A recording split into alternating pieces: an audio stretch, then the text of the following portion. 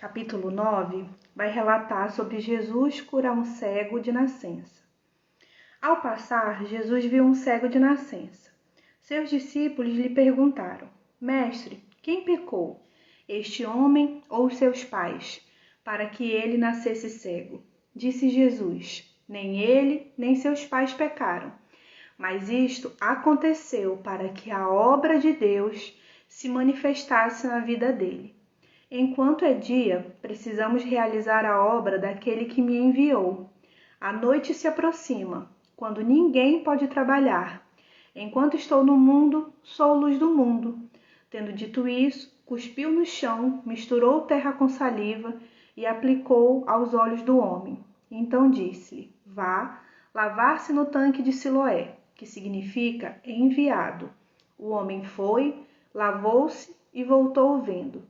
Seus vizinhos e os que anteriormente o tinham visto mendigando perguntaram: Não é este o homem que costumava ficar sentado mendigando?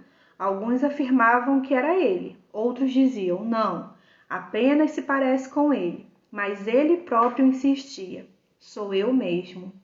Então, como foram abertos os seus olhos? Interrogaram eles. Ele respondeu: O homem chamado Jesus misturou terra e com saliva colocou nos seus olhos e me disse que fosse lavar-se em Siloé. Fui, lavei-me e agora vejo. Eles lhes perguntaram: Onde está esse homem? Não sei, disse ele. Esse trecho bíblico eu destaquei o versículo 3, onde Jesus explica do porquê isto aconteceu para que a obra de Deus se manifestasse na vida dele. E as Jesuicidências, né? Ontem eu ouvi uma pessoa compartilhando sobre a forma como Jesus faz os milagres é diferente. E é só para a gente parar um pouco para analisar. Aqui Jesus pegou a lama, né? Botou nos olhos e tudo. Para outros ele disse: vá, a sua fé te curou, vá, faça como a sua fé te permite. E Jesus é bom, né? Jesus é muito bom. O capítulo vai continuar, vai relatar sobre os fariseus investigando a cura. E aí do versículo 13 em diante vai dizer: Levaram os fariseus o homem que fora cego. Era sábado, o dia em que Jesus havia misturado terra com saliva e aberto os olhos daquele homem. Então, os fariseus também lhe perguntaram como ele recuperara a vista. O homem respondeu, novamente: Ele colocou uma mistura de terra e saliva em meus olhos, eu lavei e agora vejo. Alguns dos fariseus disseram: Esse homem não é de Deus, pois não guarda o sábado. Esse versículo 16 aqui mostra a religiosidade gritando, né? Porque eles não estavam preocupados em a pessoa ter voltado a enxergar. Eles estavam preocupados com o protocolo, não podia se fazer isso no sábado. Mas outros perguntavam: Como pode um pecador fazer tais sinais milagrosos? E houve divisão entre eles. Tornaram, pois, a perguntar ao cego pela terceira vez: Que diz você a respeito dele? Foram os seus olhos que ele abriu. O homem respondeu: Ele é um profeta. Os judeus não acreditaram que ele fora cego e havia sido curado enquanto não mandaram buscar os seus pais. Então perguntaram: É este o seu filho, o qual vocês dizem que nasceu cego? Como pode ver agora?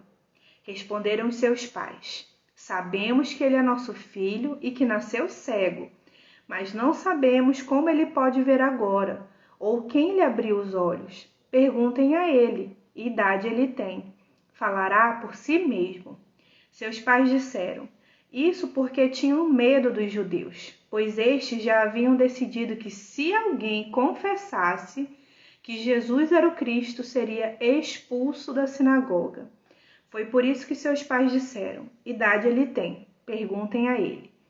Pela segunda vez, chamaram um homem que fora cego e lhe disseram: para a glória de Deus, diga a verdade. Eu leio isso aqui, eu fico rindo, porque ele está dizendo a verdade, só que as pessoas não estão acreditando nele, né? Sabemos que esse homem é pecador. Ele respondeu: Não sei se é pecador ou não. Uma coisa eu sei: eu era cego e agora eu vejo. Então lhe perguntaram: O que fez ele a você? Como abriu seus olhos? De novo, né? Pela quarta vez insistindo, como se fosse mudar o fato do cara ter vivido um milagre, né? Ele respondeu: Eu já disse e vocês não me deram ouvidos. Por que querem ouvir outra vez? Acaso vocês também querem ser discípulos dele? Aí o povo religioso nessa hora não gostou, né? Então eles os insultaram e disseram: Discípulo dele é você. Nós somos discípulos de Moisés. Sabemos que Deus falou a Moisés, mas quanto a esse, nem sabemos de onde ele vem. Eu fico pensando assim na misericórdia e na graça de Jesus nesse momento, né? Porque eles perderam a oportunidade de viver o milagre por causa da religiosidade, né? Um dos motivos, né? O homem respondeu: Ora, isso é extraordinário. Vocês não sabem de onde ele vem. Contudo, ele me abriu os olhos. Sabemos que Deus não ouve pecadores, mas ouve o homem que o teme e pratica a sua vontade. Eu considero o versículo 31 o versículo chave para esse capítulo, porque ele é um versículo tão pequeno, mas ele nos ensina tanto. Eu vou repetir a parte final. Deus ouve o homem que o teme e pratica a sua vontade. Mas o que é praticar a sua vontade? Eu creio que praticar a vontade de Deus, a base dela é você ler a palavra e você colocar a palavra em prática. Vamos continuar no versículo 32. Ninguém jamais ouviu que os olhos de um cego de nascença tivessem sido abertos. E aí Jesus vem para quebrar os protocolos, né? Se esse homem não fosse de Deus, não poderia fazer coisa alguma. Diante disso, eles responderam: Você nasceu cheio de pecado. Como tem a ousadia de nos ensinar? E o expulsaram. A verdade incomoda, né? A verdade, ela clareia as trevas, né? Então, os cegos espirituais, né? Ficam incomodados, perderam a oportunidade de contemplar a glória de Deus ali. E aí o capítulo vai continuar e vai falar exatamente sobre isso, sobre a cegueira espiritual. Jesus ouviu que haviam expulsado e ao encontrá-lo disse: Você crê no Filho do Homem? Perguntou o homem. Quem é ele, Senhor, para que eu nele creia? Disse Jesus: Você já o tem visto, é aquele que está falando com você. Nossa, Jesus se revelando, né, para ele, que lindo. Então o homem disse: Senhor, eu creio, e o adorou. Disse Jesus: Eu vim a este mundo para julgamento, a fim de que os cegos vejam e os que veem se tornem cegos. Uma vez uma pessoa me perguntou sobre esse trecho, né? Como assim? Os cegos vão ver e os que veem não vão ver? É porque cada pessoa, eu penso que tem um processo na sua caminhada de relacionamento com Jesus. Isso aqui independe de placa de igreja. É o seu momento de devocional, o momento que você tira para orar, o momento que você tira para ler a palavra, para você se questionar o que você está fazendo de errado e você se consertar, e você se permitir viver o processo com Deus, né?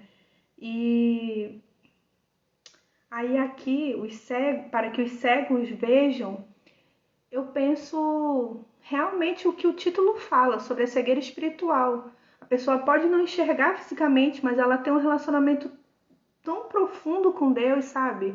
E até mesmo a gente que